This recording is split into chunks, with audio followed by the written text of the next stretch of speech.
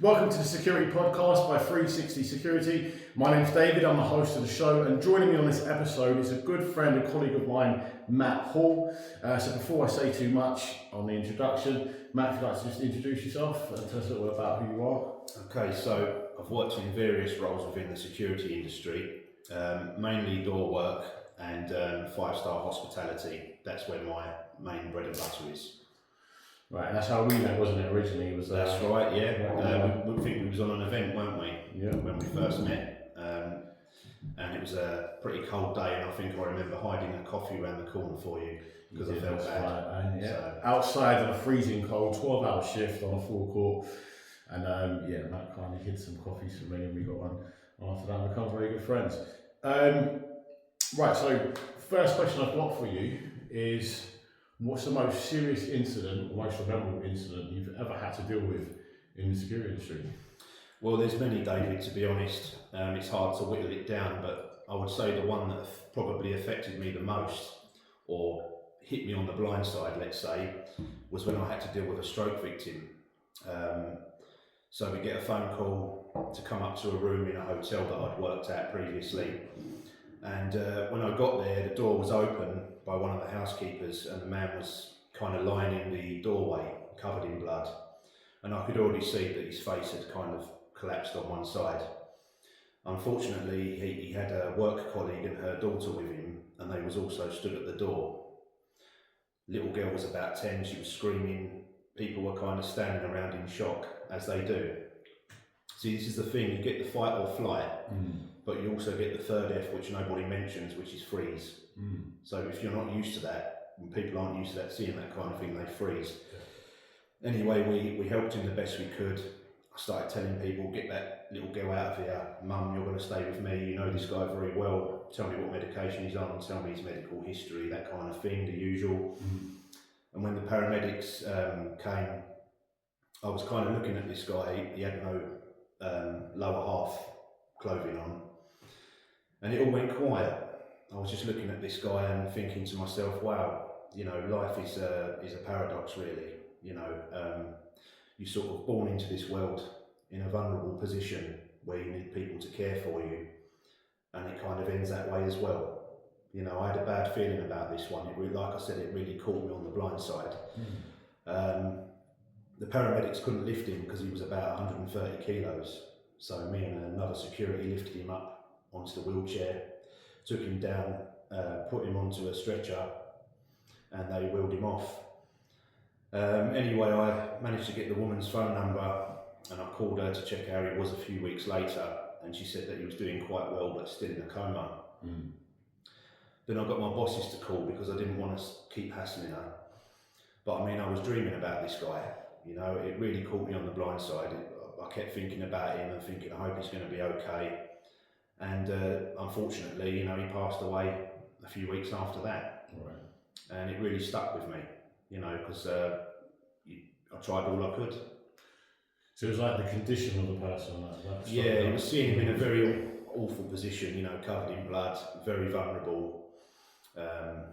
Making all sorts of weird noises. You know, you've got, when you're there yourself, it's the smell, the sights, the atmosphere, everybody obviously crying. And well, that's the thing, a lot of people don't talk about this for the first aid training, is obviously when that sort of thing happens. That's right. The valves open up and the place smells like a sewer. And the sad thing is, when I watched the footage back, I saw the little girl, she was praying in the corridor.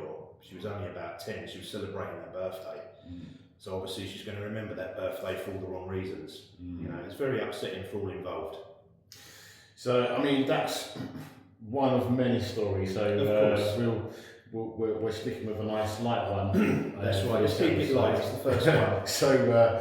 But yeah, it wasn't so long ago, you was all over social media with a machete swung at you. There is that. I'm not going to mention that actually. No, if you don't want to talk about that story, that's absolutely fine. But you know, that one particular story that's stuck with you all this time. And to be honest, the way in which we deal with things, you know, because it's such a fast-paced environment, when something really terrible happens or tragic, you sort of have to park it to the side and just deal with it, you know. I think the calmest person in the room is the one who commands respect. people are going to listen to you if you're calm. If you're flapping, people will have no confidence in you. So if you're calm and you deal with it directly and correctly, then you've got nothing to worry about. I mean, I've got to the point where the more chaos there is, the calmer I am. That's just how it's become. You know, it's almost like I relish in chaos. So just a little bit more about yourself as well, just for a bit more clarity. So, you know, we worked on doors together, some right proper spit and sawdust places where there's been a lot of incidents, but we can and can't talk about, shall we say, as well. That being said, so my next question is, what's like the most funniest story? Before I come to that as well, I just want to touch on this because you've now dropped out of the security industry, haven't you? You decided That's right. you're calling it a day and you're no longer in the security industry. So as of this moment right now, I'm a professional bum. I've had a month away from the security industry after nearly 20 years and I've never felt better. Less stress, yeah. That's it, yeah. Right, so Matt, tell us, what's the most funniest situation you've ever had to deal with? Again, there's many to pick from. There's two that stick out in my mind. One of them was a group of older ladies that had gone for one of these bottomless brunch afternoons where you get bottomless prosecco. Right. As we know, where there's alcohol, especially unlimited alcohol, there's always going to be something. So the ladies had a lovely time, got in the lift, and one of the ladies either coughed or sneezed, and basically shit everywhere, right, all over her friends, all over the lift. It basically looked like someone had put a firework or a grenade in a cow pat. It was all up the mirrors, it was everywhere. One of the ladies then produces one tissue between like 6 of them, and they're all fighting over this tissue, trying to wipe it up, but I mean, it was no good. So I see this happen on the camera. I ran to the lift and I held the doors on the ground floor so that no one else walks in, because as you know, people are looking at their phones, not looking where they're going. I didn't want someone to slip over in it and then have an accident, and yeah, it'd be horrendous. Whilst I'm holding the lift on the ground floor, I can hear a lot of commotion. Right. And I can see 10 young guys coming towards me and they're all fighting. And they're fighting over something, I can't see what it is. But I later learned it was a wedding that was happening upstairs in the ballroom, and they'd stolen the groom's shoe. And the idea is he has to try and get it back off his best men. Right. But what had happened is where they were wrestling, it got serious and they started punching each other. So I actually broke up a fight while standing on one leg, and I had my other leg inside the lift so that the doors wouldn't close, and I broke them apart and took the shoe and gave it back to the groom. Right. Very strange. So that was one incident. Another one was where 3 guys came in late at night, a bag full of alcohol. The doorman had gone for a break, so he didn't see them come in. We see them come in, going straight into the lift, no card, no nothing. Lift goes up to the top floor. They're opening beers, pouring it everywhere, just acting like animals. So we go up there, we're outnumbered. There's only 2 of us, there's 3 of them, and they're big fellas as well. 2 of them are big lumps, you know, built like a barn door sort of thing. So of course the difficult thing is when you try and get somebody from the 8th floor down to the lobby, if you start fighting on the 8th floor, you've now got a massive task ahead, because you need to try and get them in the lift, get down in the lift and out the door. Yeah. So we kept it sort of amicable, and they were kicking off. They covered the camera in the lift, was threatening to punch my colleague, and as we got to the ground floor, that's when they started to fight. So one of them tried to get my colleague in a headlock. I went against the other 2, and they'd done the classic sort of pincer manoeuvre where they tried to come in at different angles like this and cut me off, but I'd already seen it coming. So I grabbed hold of both of them, put them together, just started running out the door with them. I was probably pushing 30 plus stone out the door. Get to the stairs, there was this guy was doing some shadow boxing in the lift before we got there. He was wearing like a cardigan, and I'd hold at the bottom of the cardigan and he started to run. But it was weird because I saw him running out the door, but I still had part of his cardigan in my hand. It was knitted. And as he's running, it was unzipping, you know, it was getting smaller and smaller. And then the other one, I by now I'd had enough of his sort of behaviour. So using SIA approved techniques, I got him by the back of the jumper and started running him out backwards.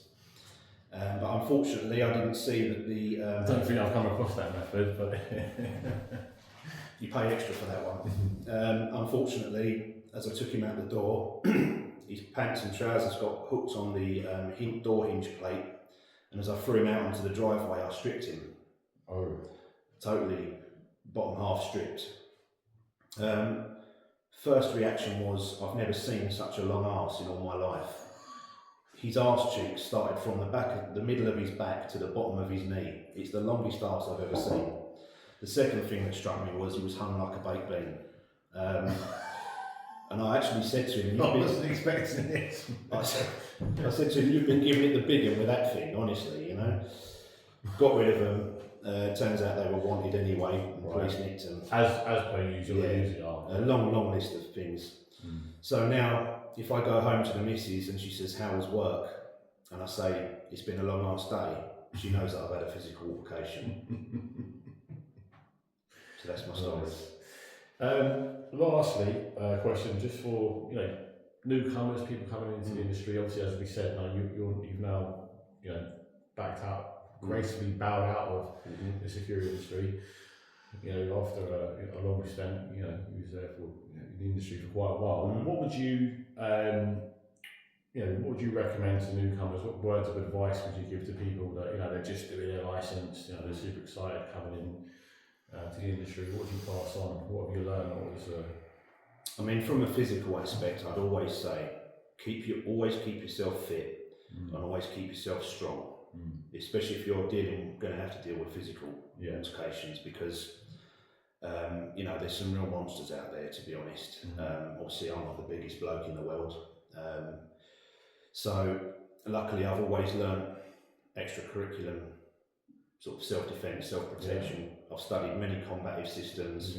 You always training time. Always, boxing training before you came here today. I'd say learn something like Krav Maga and Judo, for example. They sort of transfer quite well. Another thing, never underestimate anyone. Even an 8-stone accountant, after they've had a few bags of quavers and a couple of fruit shoots, believe me, they can be a real handful. You try and get them in some sort of hold and ask them to leave. If they don't want to, believe me, even a skinny guy will try and throw you around. So that's important, training, staying fit, and making sure that you're capable of taking someone out. As we've seen before, people say, I'm not going anywhere, what are you going to do? And then you've got to go and physically grab hold of them and take them out. And if you can't do that, then it's rather embarrassing. You might as well tear your licence up, to be honest. Just tear it up. Also as well, learn about human behaviour.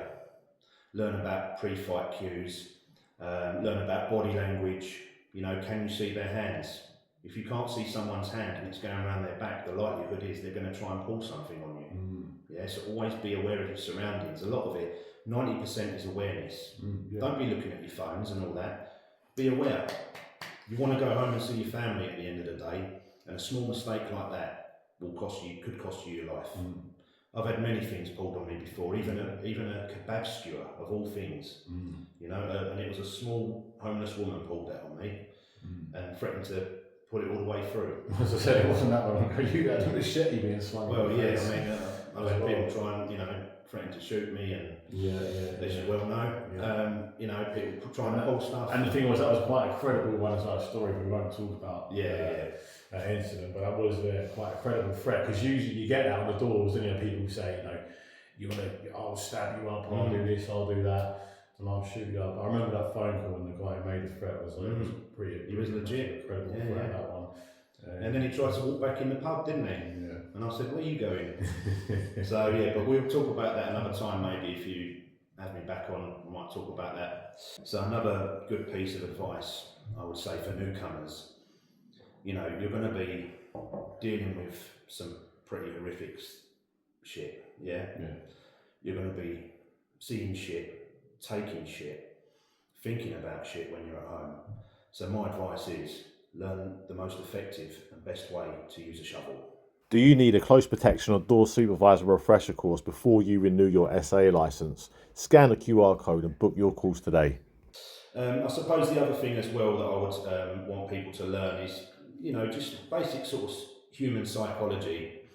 It's always better to have something and not need it than need it and not have it. Learn about how people react, learn about how people act.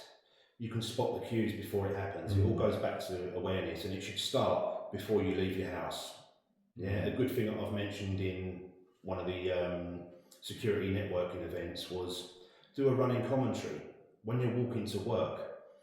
If someone's walking towards you, say it's in your head, are they a threat? Are they carrying anything? Do they look drunk?